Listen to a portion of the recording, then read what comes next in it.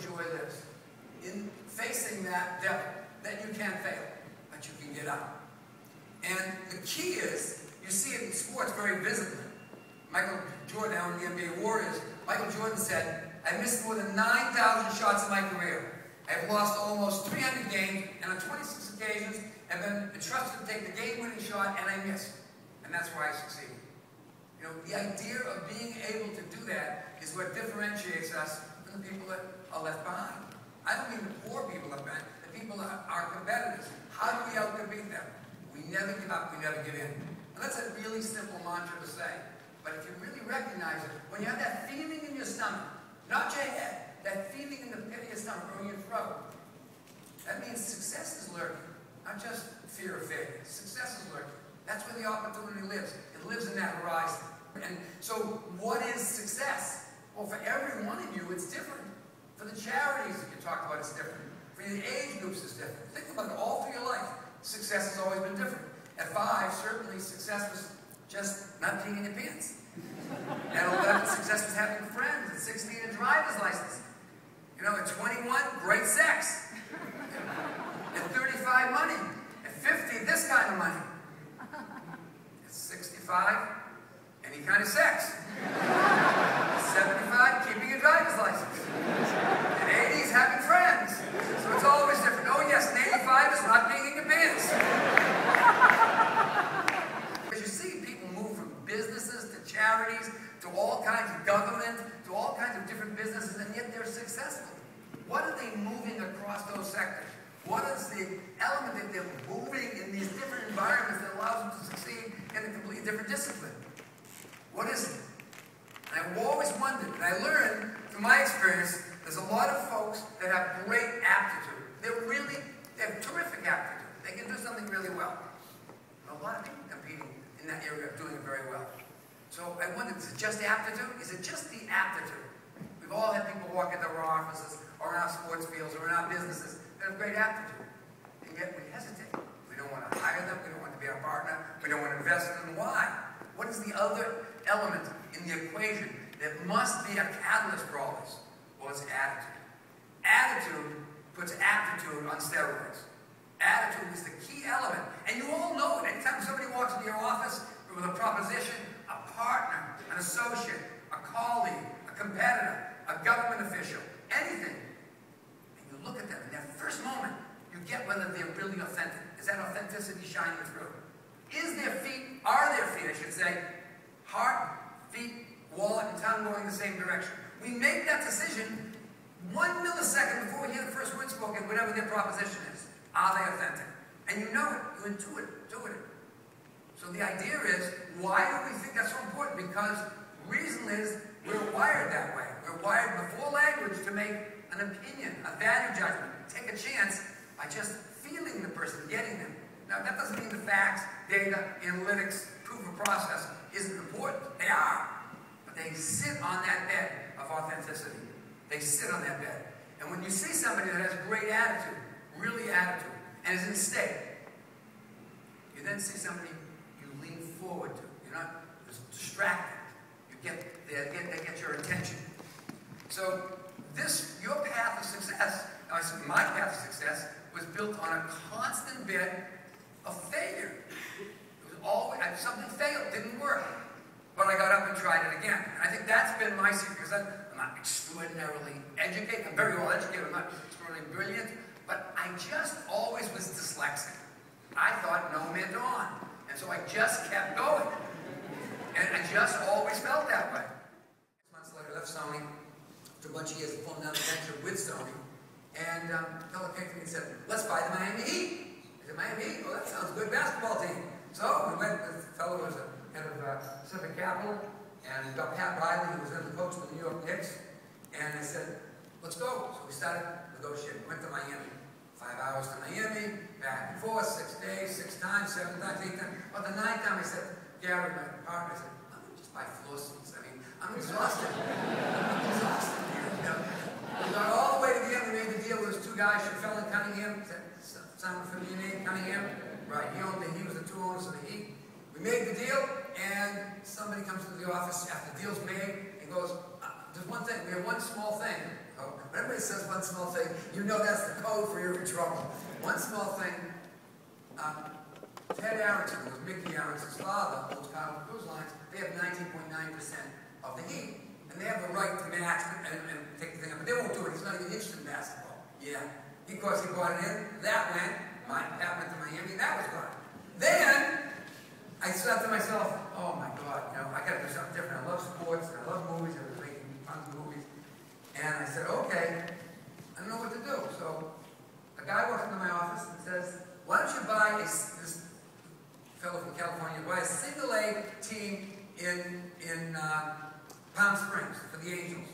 So I thought, I don't know, I don't want a single A team. I don't like that. I don't like to go from one place to the other. It just sounded like, okay, I'll fool with the name. So I went down there, sorry. I mean, single A should have been with a small A, was what should have been about that big, And it was like 1,000, 1,500 people at the game. Nobody was looking at the game. The kids were looking at the cotton candy. The guys were looking at the girls. Nobody was looking at the game. And the players were looking at the game. And of course they made the mistake of buying it. That's the first thing. Never buy something you're not sure of, because you're not sure of the rest of your life. So we bought it, and then we moved it, built another stadium, and up in Lake Elsa, sold it. Then we bought a double-A team, then we built a team, then we moved the team. I brought Magic Johnson in as my partner. I had been partners with him at Sony. I brought him to all our theaters, built the Magic Johnson theaters. So we started building baseball teams and stadiums around the country. Became the largest, all from the no. I was one of the major league teams. Somehow it was like, I thought, you got to keep aspiring. So what happened was, I thought, how do we do it again? Oh, it was so painful. I was so close. It was so close. Rejected. So, a business partner of mine came in and said, there's a team in Boston, it's called Game Plan, with Randy Fatah. You know Randy Fatah? It was Game Plan, it's a brokerage house for sports teams. He said, how would you like to buy the Oakland A's? Oakland A's? Wow. Really? It's in my room. He said, what do you mean? I said, well, I have a little kid's compass. So you know the number 2 pencils, you put it in the little metal compass, point, you make a circle. It has to be within 1 hour of Los Angeles. I learned that lesson, because if it's too far away, you never go. I mean, you think, oh, I gotta go again, I don't care. What do I have to do to get out of this thing? So anyways, I go up to Oakland, and I go back and forth, and I get really excited. I sit down with Billy Bean in my house. Billy Bean is the guy who did Moneyball, make the whole deal, make him a partner, give him a piece of the company, had a great partner in the company. All done. I said, fine, all done, signed, done. Bud Seeley calls now, he says, you can't be approved. I said, can't be approved baseball. I own 8 teams. I'm trying not to be approved. What is that? We're doing contraction. That's code for you got no chance. Contraction meant they were going to contract Minnesota and Oakland and reduce the number of teams in the league. I don't know if you remember that, 2002. No. They contracted it over to Lou Wolf, his college roommate. That was another no. By that time, I just totally gave up. I said, I'm never doing this again. That's it. And 6 years later, Randy calls, I got a better one for you. This is too painful. I got to go to the doctor. Every time you call, I get nervous. He says, I'd like to buy the Dodgers. He said, they need a face in Boston for the team. They need somebody from Boston who's buying the team. I told him Frank McCourt. Anybody here know who Frank McCourt is? Yeah, I know. Anyways, I don't know. So he's a parking lot guy, and the last parking lot guy I knew was Steve Ross, who owned Time Warner. So I thought parking lot, baseball, we'll see. So anyways, I go to Boston, and I meet him. We go back and forth with my partner, who's a Planet Perkins guy. Back and forth, and back and forth, and back and forth. Actually wanting to buy the Dodgers. The whole thing. That's like buying, like the storied friends, like you guys buying the Phillies. I mean, it's not like buying anything. Not like buying the California Angels single A team in Palm Springs. I promise you. So anyways, I think, oh my God, I'm so excited. We actually execute the whole deal in the Cocktail Hotel in Boston. And I go to New York to meet my friends at ESPN, pals there, Skipper, John Skipper, and all these guys, George Bodenheimer, Mark Shapiro, and I'm having dinner with them. And the phone call comes in and says, you got it, the deal's done. I walk back to the table, I'm so excited, I kiss George Bodenheimer on the lips. He's like, I can't tell you what it is, but you're going to remember it. He says, you better remember it. Don't do that again, he says. So I was just thrilled, I'm just flying. It's like winning the Oscar again. It's like fantastic.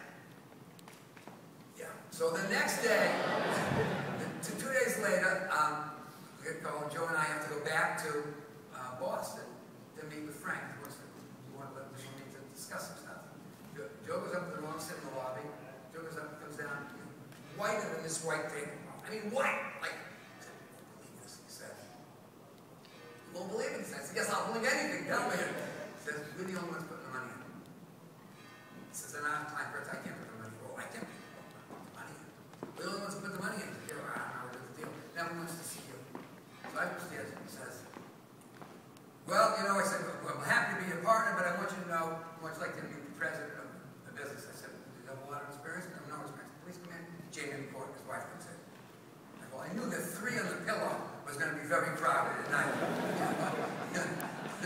So that went out the door. That was another no. That was a long flight. Flew from Boston to Los Angeles with headwinds. All you hear is the plane just goes forever. I landed there and said, never, ever know. I got rejected. It was in the paper. It was embarrassing. I'm never doing this again. Never.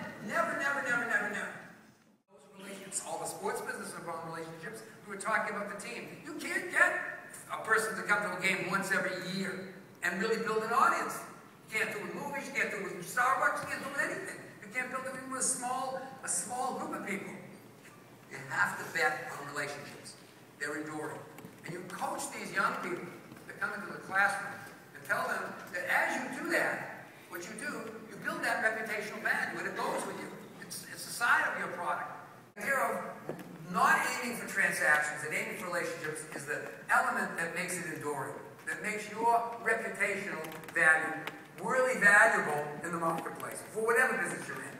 And so I always, encourage everybody in my company to recognize, even when you're getting a no from somebody, you're building a relationship, you've done it right. And they'll remember that. It'll be in their memory. And they'll welcome you differently the next time you're in their office or they're in your office. And the second element that I always talk about is this. We live in a world, everyone says we live in a digital world, everything's changed. Well, I'm really a digital person. I've been chairman of Sony, Polygon, big European companies, tech companies. I'm a big mobile company now. I'm really deeply invested in it. But I'm not deeply invested in zeros and ones, which is the element of digital technology. I'm invested in oohs and ahs. Because all digital technology, state-of-the-art technology, is a cold comfort unless it serves state-of-the-heart technology, the things on both ends. It shortens the distance, it narrows the gauge, it puts together the audience. Wonderful things digital technology does. Marvelous, unbelievable things. But at the end of the day, we are not digital folks. We're analog folks. So it's always, if it's garbage in, it'll be garbage out. No matter how fast it gets to it, to all the people, it's about that thing. And therefore, state-of-the-art technology always trumps state-of-the-art technology. And so when you really have to get something done in your business, when you really do, when you think, well, it's easier, I'll just text them. Or I won't fly there. They'll save a plane ticket. That's what digital technology can do for you.